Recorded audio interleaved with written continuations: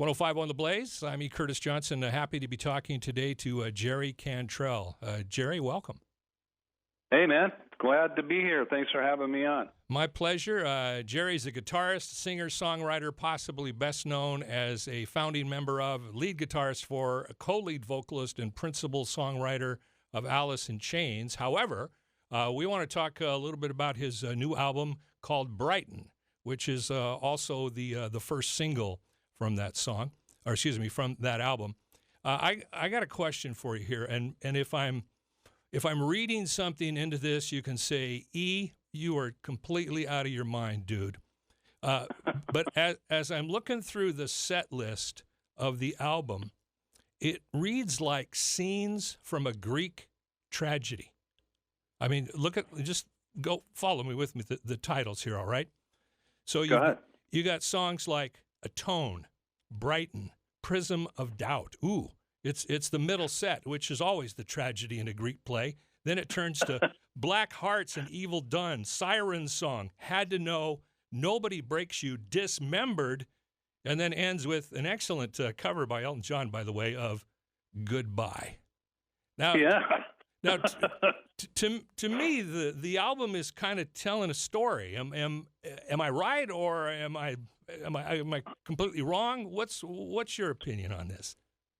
It is. It does tell a story, but not in a kind of a predetermined, laid out way. That was really interesting. I've never heard somebody read back the titles to me in order. That it sounds a little bit more metal than it is. But drama, yeah, it's got plenty of that for sure. And I'm really proud of it. It's fun making records because you just don't know. You don't know, and you really don't want to know where the hell you're going. You just want to continue to follow where it takes you, and like, okay, this feels right. This feels good. Okay, and you just kind of coax that and work it and manipulate it and take the ride where it takes you. This is where I ended up, and hopefully that's a place that you haven't been before. And you can always count on the fact that you're bringing you with you. So there's probably a good chance that if somebody dug what you did in the past, they're going to at least give this a shot. And you're satisfying yourself by creating a record that you never made before. And in Alice and in my solo work, I'm proud to say I don't really think any one record sounds like another, but it's got a pretty identifiable sound. So both things are being served. Correct me if I'm wrong. I think your last album single was a Degradation Trip, Volumes 1 and 2, which was back in, I think, 2002.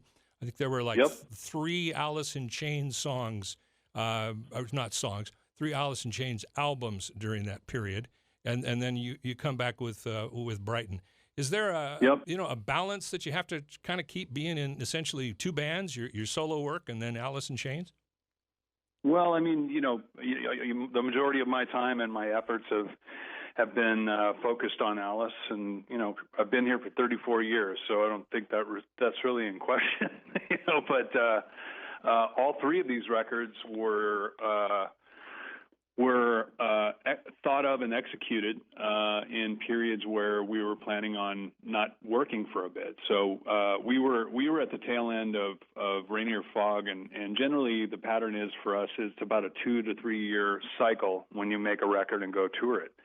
And we usually take about a year or so off before we kind of get back in the studio and start hitting it again to do the next 2 or 3 year cycle. So I thought I would use that time to make a record because it had been a long time and I'd just been feeling like I wanted to do that. And unfortunately, that year turned into 3 because of COVID.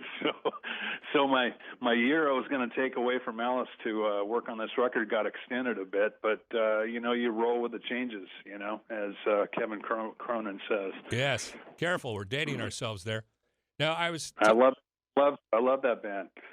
I was talking with the guys in Greta Van Fleet about a month back, not to name drop, but they were telling me that the time off for COVID actually helped their album. It gave them more time. Was that true for you? Did it give you time to relax and focus?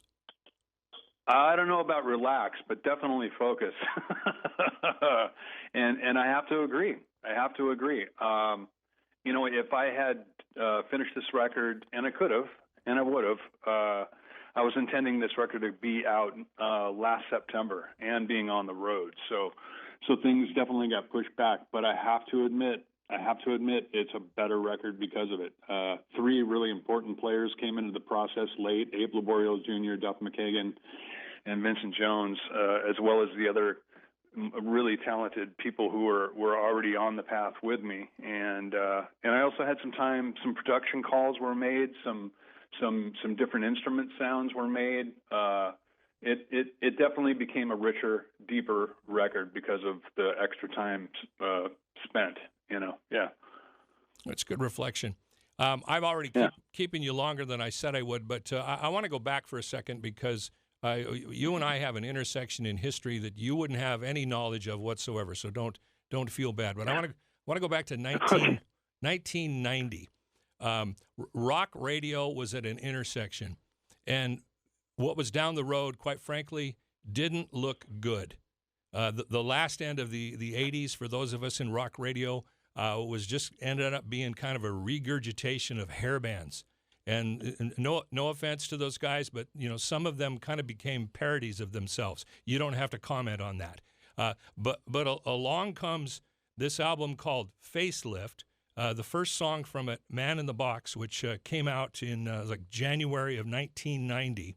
And I can speak for myself and several other rock radio station program directors that I kind of kibitzed with and communicated with. We all heard this song and went, "Holy cow, what is this?" We had never heard the sound before. It was certainly a welcome departure from the end of the 80s. And myself and a lot of other rock stations added it out of the box.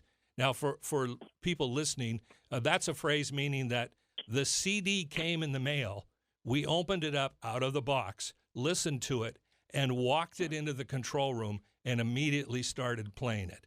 That's cool. That was the kind of impact that song had.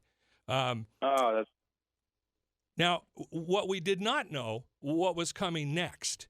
We didn't know that there'd be new Alice in Chains albums coming out later in the 90s. We also didn't realize that it was kind of a vanguard for a new sound that was coming out of Seattle. And I don't want to talk too much about that because some of it's kind of overdone. But I'm just kind of curious. I mean, you were with some heavyweights there, and you were the first out of the chute. Was there any sense of inkling when you guys were playing bars in Seattle and your hometown of Tacoma? Was there a kind of inkling of what was happening, or was it just guys trying to make the best sound they could? Yeah, I think it's probably more toward the second part of that. But we were aware that something was happening, and our town that we all sprung from, from various directions, northeast, south, and west, around Seattle. You could feel that there was something happening, and it was a little different, and it was a little grittier, and it was a little bit more raw than kind of what was going on at the time. But we were also aware of a lot of bands that were making kind of a new sound as well. I remember seeing Faith No More come through the Central Tavern, and seeing Jane's Addiction, at the Moore Theater, and Guns N' Roses, of course, and 9 Inch Nails, Head Like a Hole on MTV. Like there was something happening, man. Collectively across the world, and we had our little bubble of it. We wanted to be a part of that, and turns out, it wasn't like some sort of a planned event or anything like that, but we were all on a similar wavelength, and music is always changing. The world is always changing, and music is too. And it was pretty wild to be part of one of those changes, Well, you and Alice in Chains and the other bands of that genre and that era, in my opinion, and people can disagree with me if they want, you saved rock radio. You really did. Because the radio stations that embraced Alice in Chains and the new sound remained rock stations. The stations that did not either became classic rock or that they went and did something else. So we thank you for that. Speaking Speaking of that era, let's talk about Rooster for a second. That was your dad's nickname, right? Yeah. So Yep. you write this song. Let me back up a second. I started in radio when I was 16. I mentioned my dad once on the air, and he said, "Don't you ever do that again." So I didn't. So, but here you are. You're singing a song about, they come to snuff the rooster, which is your dad's experience in Vietnam. How did he feel about that? It's a subject that he really rarely talks about, and I kind of stopped. You have the curiosity, of course, of your father, and it's a very traumatic experience in the story of America, and in the service men and women who served in it and their families, and my family was one of those, I don't know. I felt like a lot of young kids, that maybe had disagreements with their folks, and maybe even more than that, but that maybe put myself in his shoes and think if I could have done any better, and I couldn't answer yes. I couldn't answer that I would have done any better, and so I started to truly kind of go through that exercise of trying to put myself in his shoes and what he may have experienced, and American cinema, Apocalypse Now and Full Metal Jacket and Platoon, and it was a well-documented era by some amazing filmmakers to tell the kind of darker side of that tale and the human side of that tale. And I remember writing it. I think I was staying over at Chris Cornell and Susan Silver's house, and demoed it one night and played it for her in the morning. And the band dug it, and we ended up recording it, and it became one of the cornerstone songs of our catalog. But the most important part was actually playing it for my dad and having him read the lyrics. And I just asked him very simply, did I get close, and he said, "You got too close," and in a good way, it meant a lot to him. And when he comes out and visits me on tour once in a while, and people know who he is. I mean, Beavis and Butthead did a skit on him, for God's sakes. So you might know me. Some people call me the Rooster or whatever when they go to the recruiter guy or whatever. But people know who he is, and so to see him get a little of that love that me and the guys get, it's kind of cool. Every once in a while he'll come out and visit us, and he signs more autographs than I do. so it's a cool thing, and the other part of it is on a very human level. It healed a lot between us.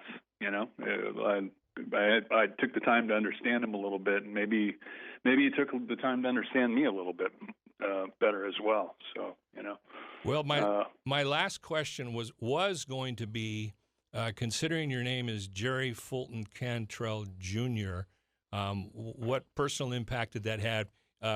You've answered that, and that was a beautiful tribute. I'm glad it sounds like your dad's still around, still having a good time.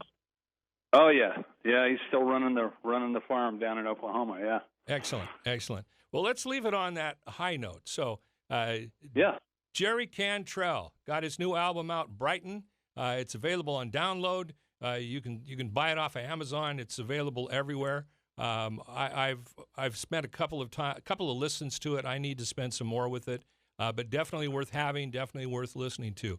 Jerry Cantrell, thank you for your time today on 105.1 The Blaze. Thanks for having me on, and thanks for listening, guys. All right, brother.